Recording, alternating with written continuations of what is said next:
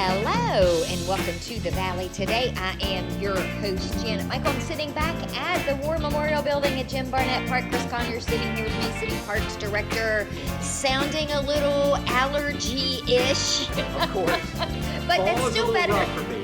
It's a good thing that you're still functional because, good Lord, Yeah. the things that are going on here at the park over the next couple of months. Jim Barnett Park is always busy. That's one thing I have learned. But yeah, fall, everything's cranked up. We got all the sports. We're coming up on some of our events.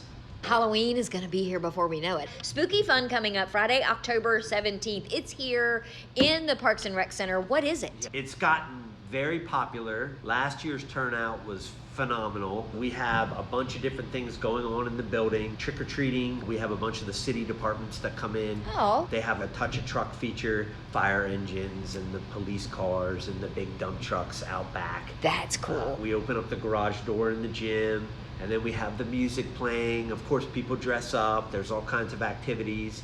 There's a thing called a boo bundle, which you can pay a little bit of extra, where you can do the s'mores thing out back. So we have the fire pits going, which is cool. And then we added a spooky trolley trail this year. So we have groups in the back of the park that set up scenes, and then the city trolley Get out. picks up a group and travels through, and you can check out the spooky See, I scene. saw that in the newsletter, the Yes. Parks newsletter that you send out, and I couldn't for the life of me figure out what that was or how it would work, but that sounds really cool. Yeah, so you can reserve a spot on the trolley. You have to do it now. There's limited seating, and we don't want people standing in line for 4 hours to get on. So you got to reserve your seat. The first time slot sold out like immediately. So they're already coming in, so I encourage people to do that. And is that free to register, or is there some sort of I fee think there's associated? I think there's a charge for the boo bundles and the trolley trail. It's But the like- event itself is free, so Yeah, yes. parents can bring the kids and come we- and do all of the trick-or-treating and all the fun all the activities crafts, and stuff. Yeah, all that stuff is free. We decorate the building. So yeah, we get into it. I would say it's become one of our featured events. It's kind of like our fall festival kind of thing. Parents, families have really responded to it. It's getting dark earlier now. Yes. So the fact that you start this at 5:30, by the time it's over, it is dark, and it just feels more fall, Yes. Halloween kind Absolutely. of thing. I also like that it brings the departments together. So That's like cool. Police and fire and rescue, our public works, a bunch of our departments come in and they set up, they give the trick-or-treater stuff. So it brings all the staff together, which is a feel-good moment for us too. You see the amount of kids that come through. Oh, It's yeah. cool to And all their costumes, Yeah, they all yeah. look so cute. Oh yeah, it's definitely a very vibrant scene. And then the following weekend on the 24th of October, you've got your giant inflatables. We've kind of established Fridays as like fun night for kids, and they just transform the entire gym. They put up inflatables and then they theme it out. So obviously ours will be themed for Halloween. Again, encourage people to bring their costumes on, and they have refreshments and all that stuff. And then you just get after it. I think the last time they had 10 inflatables in Oh. there. And so if you want to wear out your child and have a really good night's sleep, I am going to 100% guarantee easy bedtime. It's pretty cool though. I've actually got on. I was gonna say, I think you should do like a late night. So like from 9 to 11, Yeah, you we should should do do it. adults only version that of is it. a genius idea, actually. I might have that. But yeah, so that's the following Friday, October 24th. First Friday, 17th, spooky fun. A week later, come enjoy the bounce houses, the inflatables, all of the fun stuff. 2 back-to-back Halloween fun activities. Do I have to get tickets in advance to register for the Boo Bounce Bash, or do No. I do that when I get here that night? How does that work? You just show up, it's $10. Oh, that's You easy. just pay here, and then you go to town. Stay for as long as you want. Parents can get on several of them, and some of them are sports related. You throw a football through an inflatable thing. Oh. So there's other things that aren't necessarily the bounce Like house. bounce, and that's Yeah. what we think of. But Yeah, obviously, when you think of inflatables, you're thinking bounce house, but there's some other unique things in there. The jousting. That's cool. So yeah, it's not just get in and bounce around. There are games and activities and that Exactly. sort of stuff. Yeah, I would encourage, if you haven't done it, I would encourage you to come check it out. Because everybody that comes through tends to be a returner the next time, which means they like it. They like it. Yeah, that's and we awesome. keep doing it because it's popular. So yeah, we look forward to these. We have a couple signature events throughout the year, Spooky Fun being one of them. The inflatables are starting to get a lot of momentum. And you do those during the summer sometimes too. Oh So yeah, they pop up throughout the course of the year several times. So let's skip ahead then to Christmas. Here we go. And we're off. Only because the Christmas parade happens very early it's what, like the last Monday in It's the November? Monday after Thanksgiving. Monday after Thanksgiving. It's pretty much been established as a tradition. Forever. It's been a long time. I don't know exactly how long, but pretty much the Monday after Thanksgiving weekend is the Christmas parade. I think everybody, once Thanksgiving's in the book and Black Friday, it's all in. Yeah, then you're all in on Christmas. So I think that was the thought process from day one. And it is traditionally the first one of the season. Yes. Because a lot of the other localities do them on that first Saturday in December. Yeah. And then you got to figure out, how am I going to get to all of them? They can start with yours Yeah. and then work their way through. Yeah, the turnout is always so ridiculous. There's a ton of people that just pile into downtown. So I think they're just so used to, that's when the first Christmas parade is. Obviously, we have Santa Claus. The culminating event for the parade is the tree lighting on Old Town, and Old Town is all decorated. So it just kind of officially opens the Starts holiday the holiday season. Yeah. And you can only put 80 entries in that parade because you are somewhat limited in scope and time. Because if you're lighting the tree afterwards, you can't have 125 people participating in this parade and still turn that tree on at 8:30. Yeah, we're not doing the tree lighting at midnight. So, yeah, first of all, it's dark. Second of all, you never know what the weather's going to be. True. It could be unseasonably cold. Regardless, it gets chillier when it gets dark. So even if it is this fluke 80-degree day, by the time 8 o'clock rolls around, it's probably dropped into the 60s or 70s, which feels really chilly at that point. Yeah, so we have to put apps in, and they're due now. So I think the deadline is November 3rd is what I have. November 3rd. So we're looking at, when this airs, 3 weeks, maybe a little more time than that. And we already have apps in. And you sell out. It fills up, even with massive. only taking 80. 80 is still mind-boggling to me that gets filled up so quickly. We had to turn a couple people away last year. They tried to get in very late, and we had been sold out for a long time. And so that's why I try to tell as many people as I can on your show. We want as many people to participate as possible. But we're also limited for the reasons that we talked about. We want to be on Old Town at that 8:30 mark. Santa comes in, he's our special guest. We pull the lever, the tree lights up. Now, Parks and Rec Department does the parade. Are you also in charge of getting the tree and getting it set up and decorated and all that as well?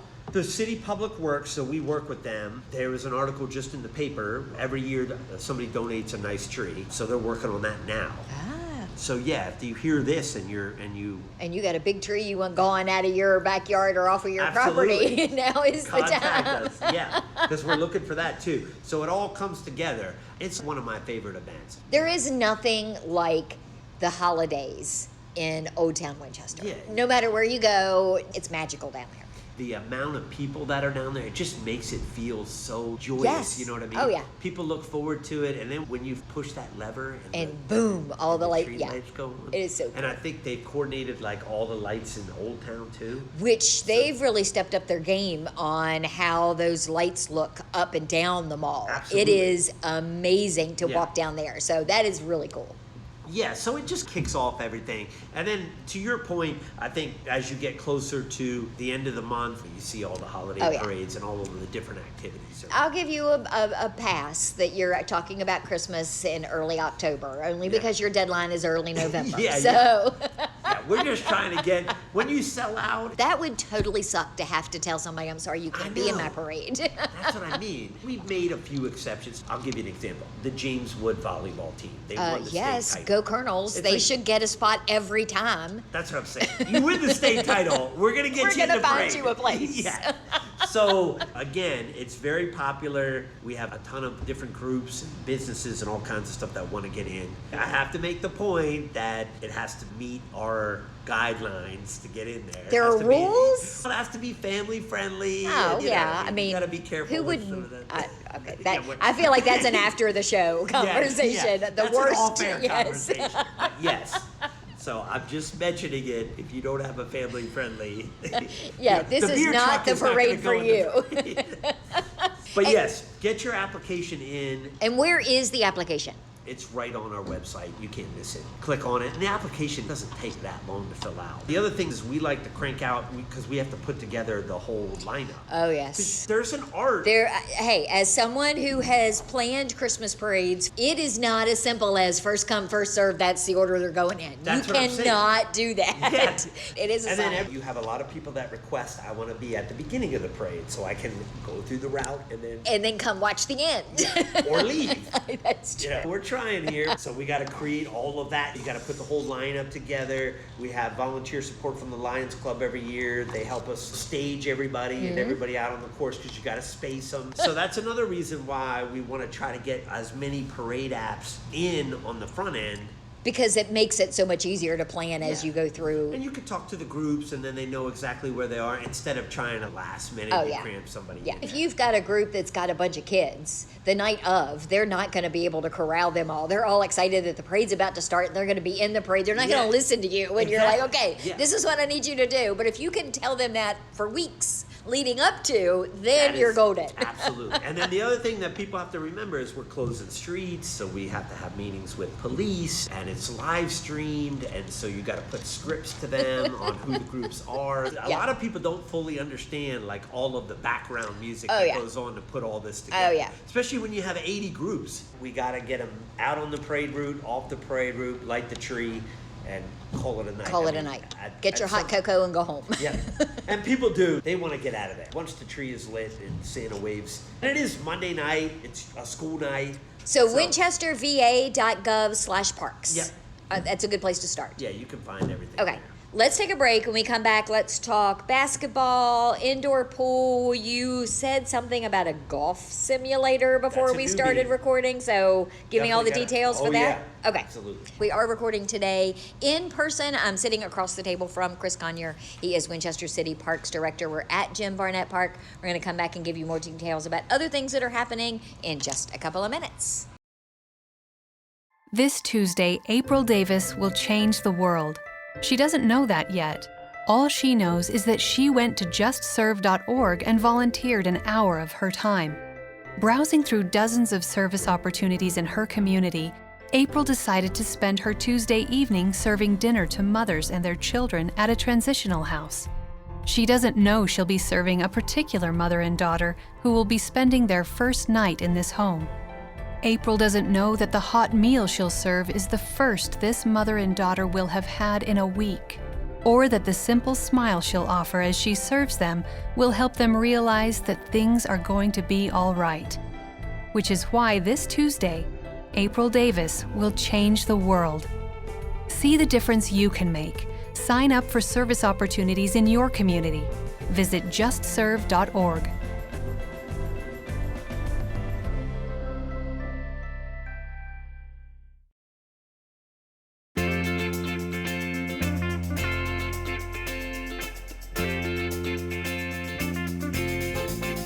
Welcome back to the Valley today. I am your host, Janet Michael. We are sitting today at Jim Barnett Park. Chris Conyer, Winchester City Parks Director, is here with me. In the first segment, we learned about spooky fun, October 17th, Boo Bounce Bash, these names, October 24th, Holiday Parade. If you want to be a part of the Christmas parade, you've got to get your application in before noon on November 3rd. But the parade itself is on Monday, December 1st.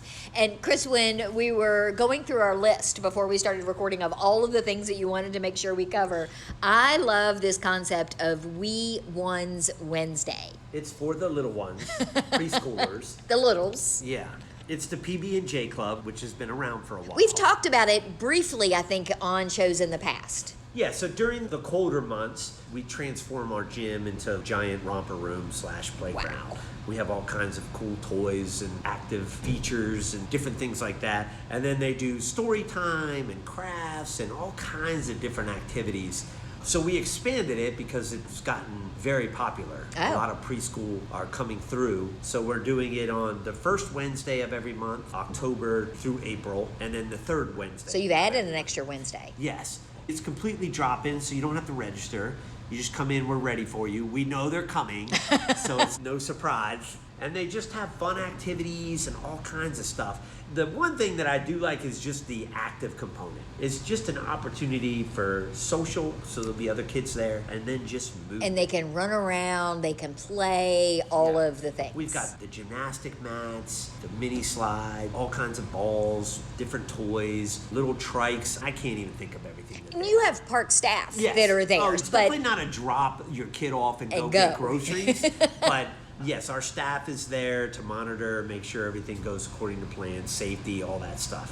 That's the beauty of having it in the building. Then the organized activities like the story time, the craft time, we have instructors, that kind of stuff, depending on what Wednesday, whatever their theme is for that Wednesday. It's from 9 a.m. to 2 p.m. Can I come at 11 and leave at 1? Yeah. Oh. So the first Wednesday is 9:30 to 11:30. That's more organized.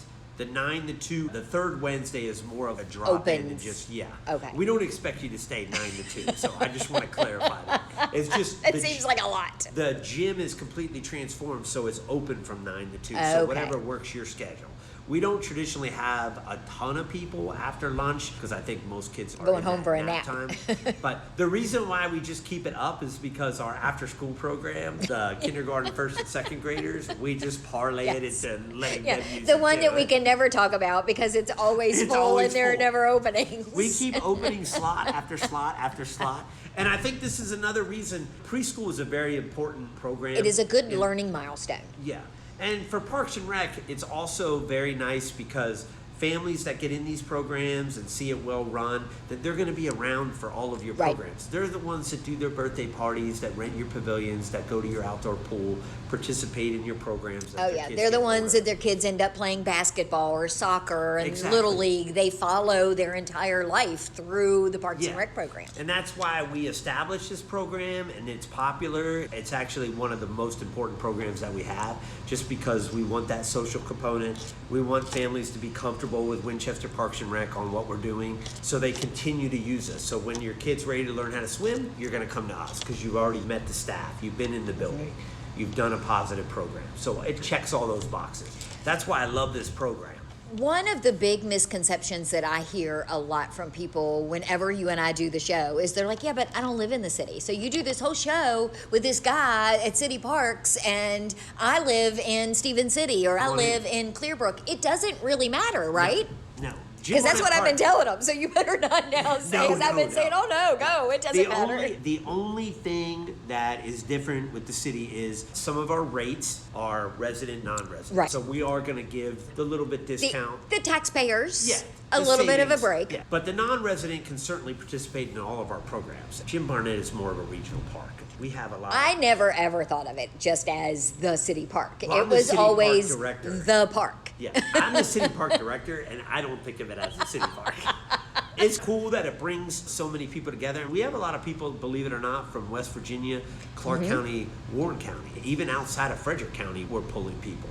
Shenandoah County comes down. That, I think, has a lot to do with the fact that you've got the indoor pool. You've got things that those other localities don't necessarily have. Before we start talking about that, though, basketball is starting. Yes. Is it time for people to be registering their kids for that? Yes, so city residents completely free. Basketball ages 5 all the way up to 14.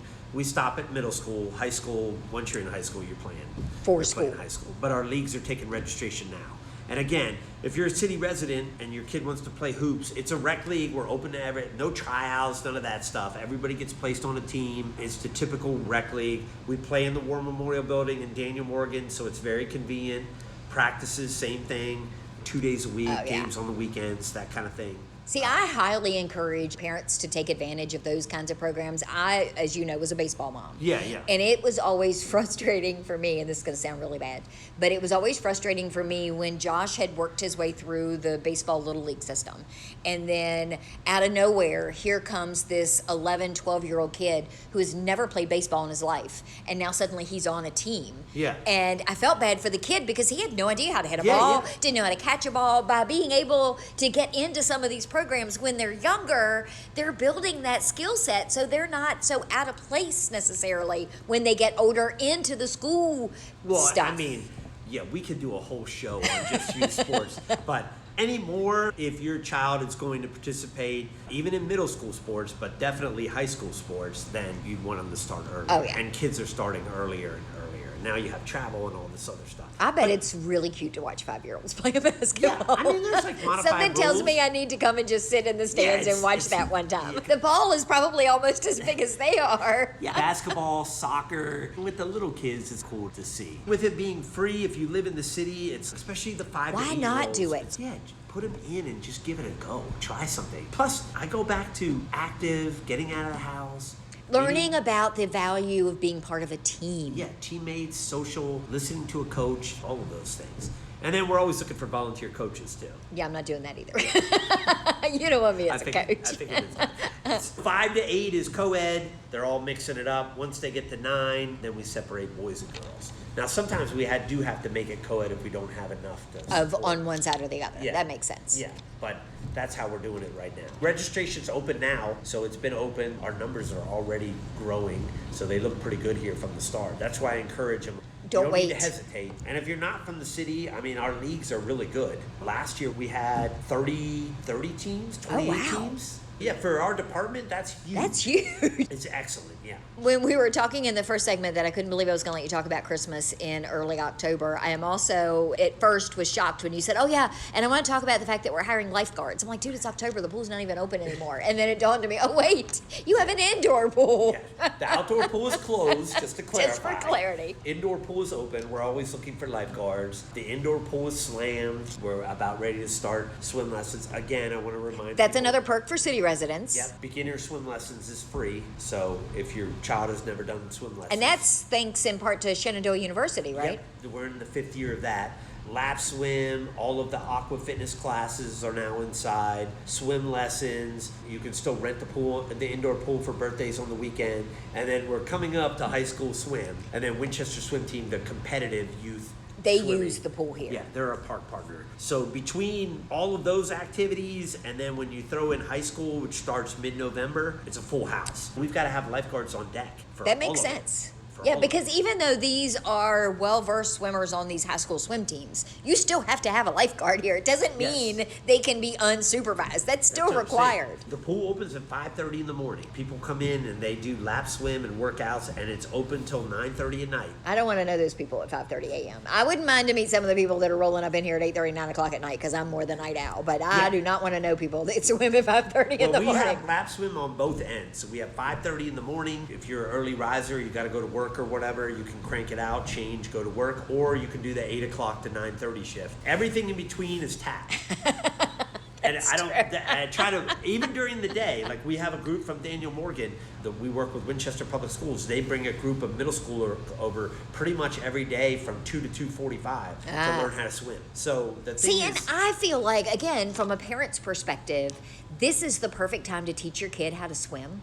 Because then they learn right now, they can practice at the indoor pool throughout the winter so that by the time the summer hits and the outdoor pool opens Or you go to the and beach. yeah, you go to any of these places, they already have Exactly. several months under their belt and they're more confident about their ability. plus, I think people forget that when you're in the indoor pool, it's warm water, so you're like way more. It does make a difference. It's so though. much easier. Yeah, kids are more comfortable getting in, and it's a little bit smaller and closed. I feel like it feels more secure. It's a little bit easier to instruct.